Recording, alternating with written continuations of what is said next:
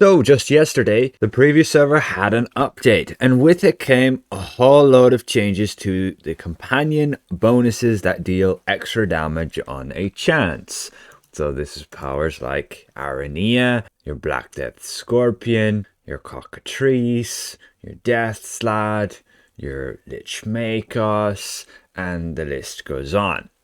So in this video, we've tested all the ones for single target damage and how good they will perform against a boss. I will go and test further some area of effect ones.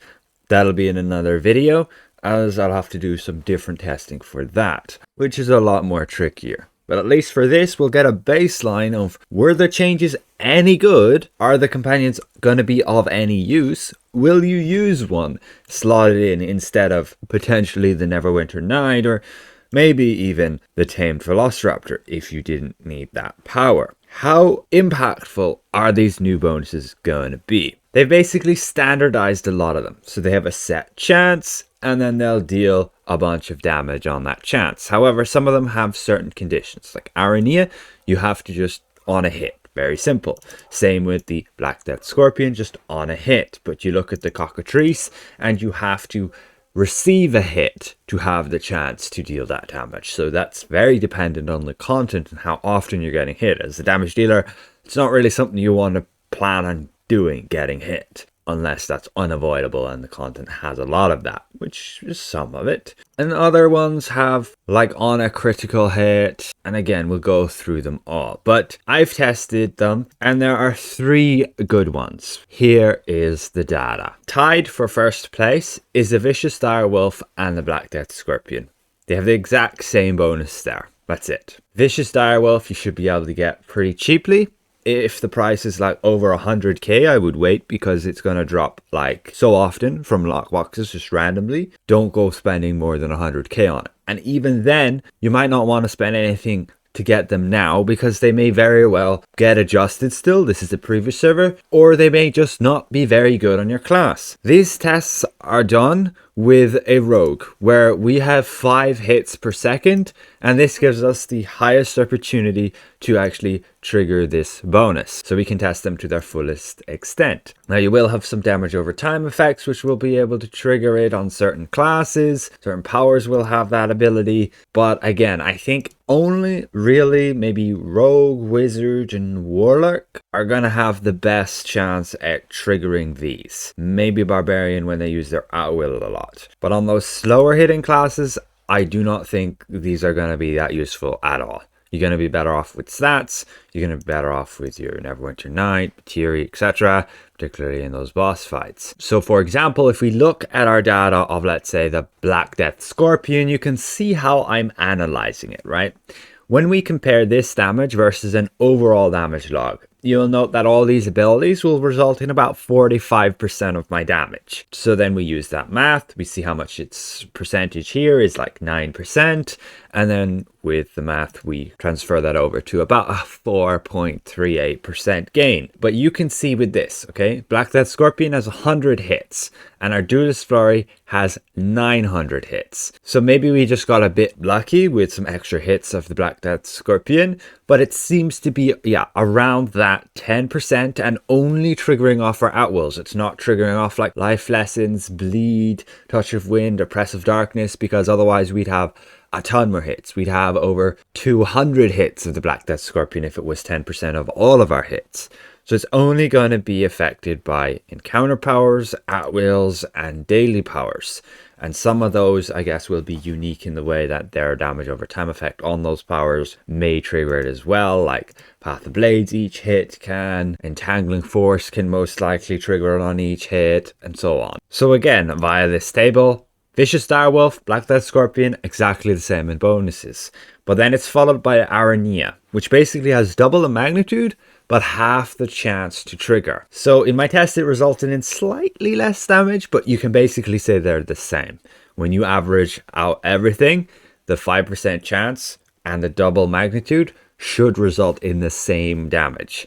It's just, you're going to have a very long test to get that equal, and just having a lower chance can mean more highs and more lows. You could end up with a lot less damage, you could end up with a bit more damage. Just keep in mind, some of these depend on your stats, what power you're using. For example, Xuna has to be using an at-will. Same with the Boar. So these results may be actually more in favor of it looking like it deals more damage than it actually will, because in a real fight you probably won't use as much at-wills as I did in this test. So you might want to be very careful about these. Additionally, you may look at the Boar and think that should deal more damage than Xuna, right? Because that's the same effects here, 15% chance on at-wills, and then this says it has higher magnitude. There is a bug with the Boar. It is not dealing as much magnitude as it should, so hopefully this will get fixed. The other one, like the Wererat Thief, on encounter hit, this one's a bit harder to test. It will depend, but I've basically done like 4 encounters every 15 seconds. That is the general what I've had it at. Some classes will be able to do a bit more than that, some classes do a bit less. And again, this could result in more or less damage overall. You have Hex next to here because Wererat Thief can actually trigger your Enchanter's Hex mount insignia bonuses right here. But the damage in my test here is included with that. This is the overall damage gain. This is including Enchanter's Hex. Same with the Manticore. This is including Enchanter's Hex.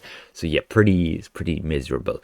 It's not that great. And otherwise, the Shadow Elemental. You'd think this would be on the same level as Vicious Direwolf and Black Death Scorpion, the same 10% on hit, 112 magnitude. However, it's dealing drastically less damage because its chance seems to only be like 2.5% instead of the actual proposed 10%. So there needs to be some bug fix there as well. And if that does get fixed, it may very well be, again, matching the Vicious Direwolf and the Black Death Scorpion. But that's overall that there. Again, maybe if you're a tank or something, you could run with when hit, like the Evoker is when crit hit, Manticore is when crit hit, the Cockatrice is just when hit. This is when the enemies are attacking you. You have the chance to trigger that effect. And the chance is very generous at like 25%. Same with the encounter powers. It's like 25% chance when you use the encounter power. So it's pretty neat. Some of these are area of effects as well, which we will test out again in another video, where they'll be able to do splash damage. And that's why they'll overall result in less damage in just a boss fight. So you can see here, it will deal damage to nearby enemies as well as just the target. And then Elminster has the extra effect of sending off lightning arcs to nearby enemies. But that's only 15 magnitude, so probably pretty miserably low. And the death stat has the ability to, again, explode and cause area damage as well. None of this results in any damage gain in just single target, which are these tests. Again, take it with a grain of salt. Be careful what class you are and how impactful these may be to you. Again, those classes that have a lot of hits per second will get a lot more benefit out of them. How will this impact the meta and what companions people use? We're not fully sure, but like if you don't have the Neverwinter Knight, it can definitely be a very good option if you're one of the fast hitting classes to run like the Black Death Scorpion or the Vicious Direwolf, which even goes in utility, which is nice. If you didn't need the utility stats, you could have that there. And you'll most likely still want to go with your Raptor builds, as that will generally still be ideal, particularly to boost your healer's power as well. So you could totally go with a setup like this. If you didn't have the Neverwinter Knight, slot in the Black Death Scorpion. You can switch the Batiri over to that slot. And then you have a universal slot here, which you can put like the Vicious Direwolf if you wanted to. There you go. So with it resulting in like a 4.38% damage gain, is that worth it versus the Neverwinter Knight? Well, when you look at the math, it's very, very close. And the more damage buffs you have, the less effective the Neverwinter Knight will be, and the more effective these extra damage bonus effects will have. Because this is, again, raw damage, and the Knight is only a damage buff. The more you have, the less effective it is. So with that, yep, there are definitely some viable options, particularly to compete with, say, the Neverwinter Knight if you didn't have it. And if you do have the Neverwinter Knight, you could always throw the Vicious Direwolf in utility for extra damage if you didn't need the stats. As a newer player, I would generally tend towards just focusing on those stats before these damage buffs. they're not as reliable, and while you miss stats, having those stats improved will generally result in more than, again, this chance to get some extra damage. So a special thank you once again to all of these channel members for their added support, and we'll see you guys around. Goodbye for now.